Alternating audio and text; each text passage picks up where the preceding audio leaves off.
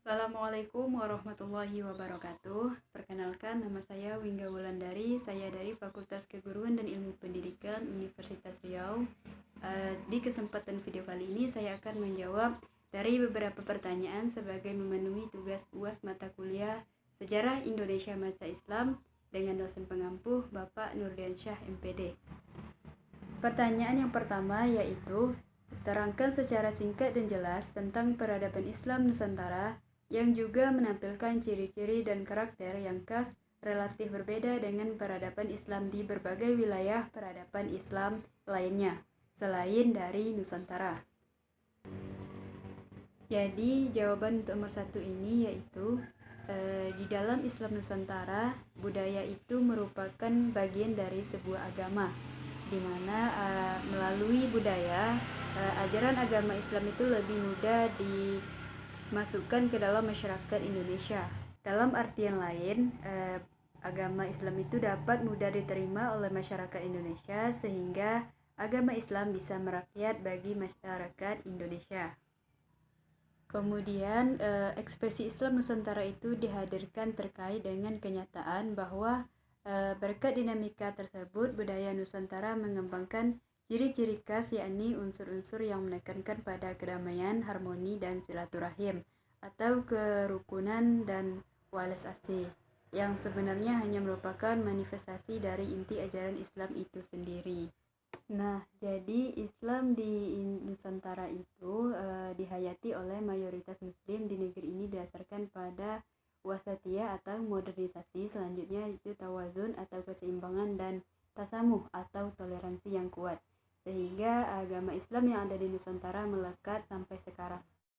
Jadi Islam Nusantara atau model Islam di Indonesia itu adalah suatu wujud empiris yang sudah ada sejak abad ke-16 sebagai hasil interaksi, kontekstualisasi, kemudian indigenisasi, interpretasi, dan vernakularisasi sebagai ajaran-ajaran dan nilai Islam yang universal sesuai dengan sosio-kultural yang ada di Indonesia. Kemudian soal yang nomor 2 yaitu coba saudara sebutkan dan jelaskan bagaimana hasil proses akulturasi antara kebudayaan pra-Islam dengan ketika Islam masuk ke Nusantara dalam bentuk fisik dan fisik.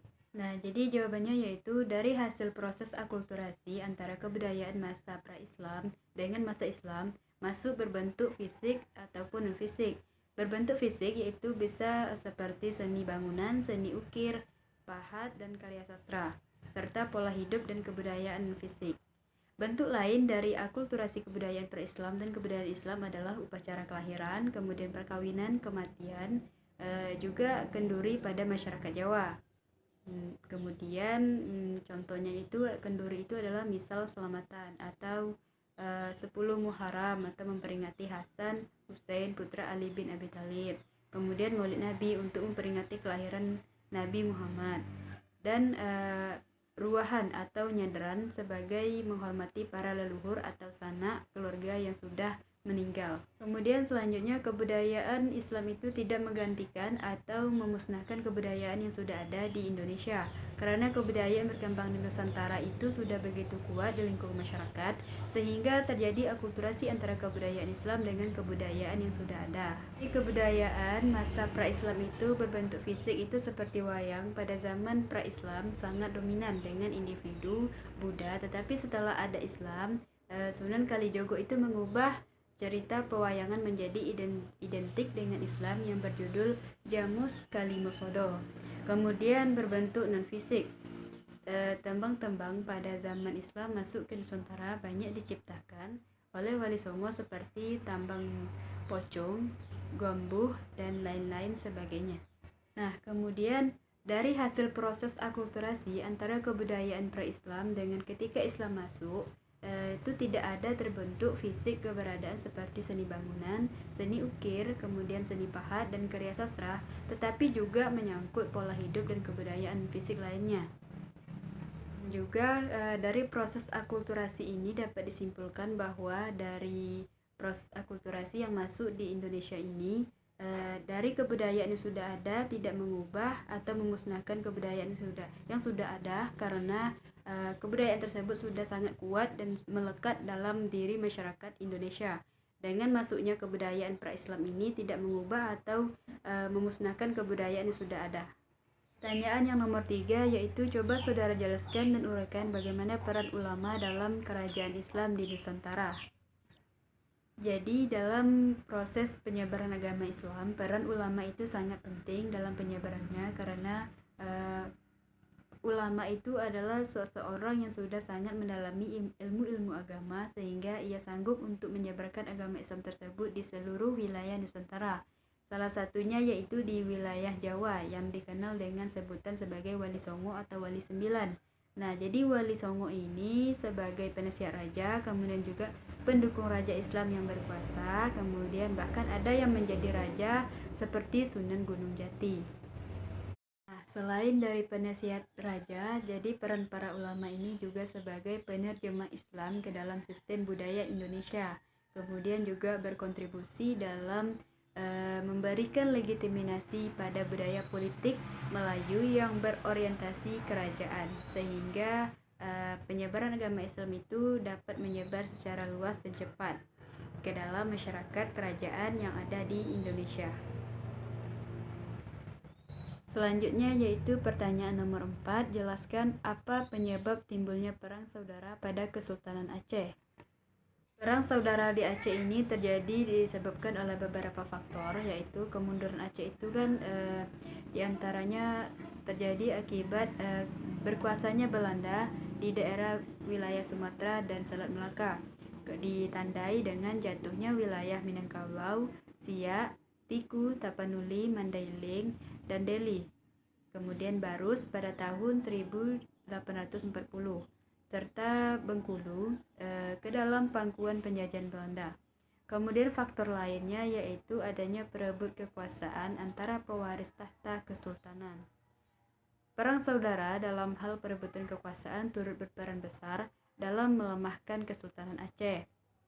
Nah, untuk pertanyaan nomor 5 yaitu uraikan serta jelaskan bagaimana perlawanan bangsa Indonesia terhadap kolonialisme. Nah, jadi ada beberapa perlawanan yang dilakukan oleh bangsa Indonesia terhadap penyerangan bangsa kolonialisme ini. Yang pertama yaitu perlawanan terhadap Portugis. Jadi perlawanan rakyat Aceh di bawah pimpinan Sultan Salahuddin Riayat Shah Kahar dilanjutkan oleh Sultan Iskandar Muda. Perlawanan terjadi karena kedudukan Portugis itu menjadi ancaman bagi Aceh. Kemudian perlawanan rakyat Maluku di bawah pimpinan Sultan Hairun. Nah, jadi Portugis ini melakukan kecurangan dan berhasil membunuh Sultan Hairun, kemudian dilanjutkan di bawah pimpinan Sultan Babullah. Rakyat berhasil mengusir Portugis pada tahun 1575. Selanjutnya perlawanan terhadap Fok. Nah, perlawanan Sultan Agung yang pertama ini terjadi pada tahun 1628, kemudian dipimpin Temenggung Bahurekso. Kemudian kedua itu pada tahun 1629 yang dipimpin Dipati Uger dan Dipati Urabaya. Dalam perlawanan ini bisa dikatakan gagal karena belum berhasil mengusir bangsa kekuasaan Fok di Batavia. Selanjutnya yaitu perlawanan terhadap Belanda. Ya, jadi perlawanan rakyat Maluku ini dipimpin oleh Patimura yang kemudian dilanjutkan dengan Perang Padri. Selanjutnya yaitu Perang Diponegoro pada tahun 1825 sampai 1830 yang dipimpin oleh Pangeran Diponegoro. Kemudian Perang Jawa karena ini meluas di hampir seluruh wilayah Pulau Jawa. Nomor 6 yaitu uraikan serta jelaskan dengan baik bagaimana kebijakan masa pemerintahan Hindia Belanda dalam bidang politik, ekonomi, serta perubahan sosial budayanya. Di dalam bidang politik, dahulu Indonesia itu adalah negara yang memiliki kerajaan-kerajaan di wilayah daerahnya.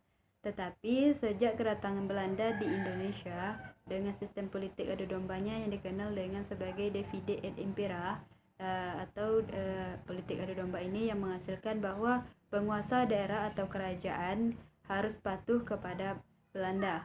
Kemudian jadi di dalam bidang ekonomi itu kebijakan bangsa Belanda itu menerapkan pada masa pemerintahannya mengakibatkan bangsa Indonesia itu harus melakukan sebuah tanam paksa yang diterapkan oleh seorang jenderal Belanda yaitu Raffles yang para pekerjanya itu tidak diberikan upah sama sekali. Kemudian pembangunan bank sentral milik Belanda dan pembangunan infrastruktur lainnya itu seperti jalan menuju Anyer ke Panarukan. Kemudian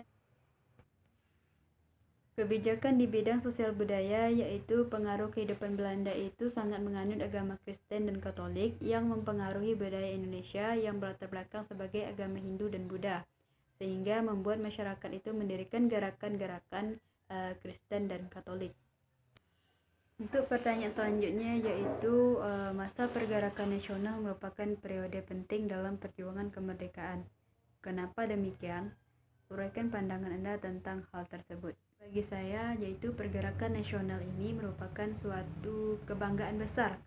Nah, jadi dari pergerakan nasional itu bagi saya merupakan suatu catatan sejarah besar bagi bangsa Indonesia ini dalam membebaskan bangsa Indonesia ini dari ikatan penjajahan.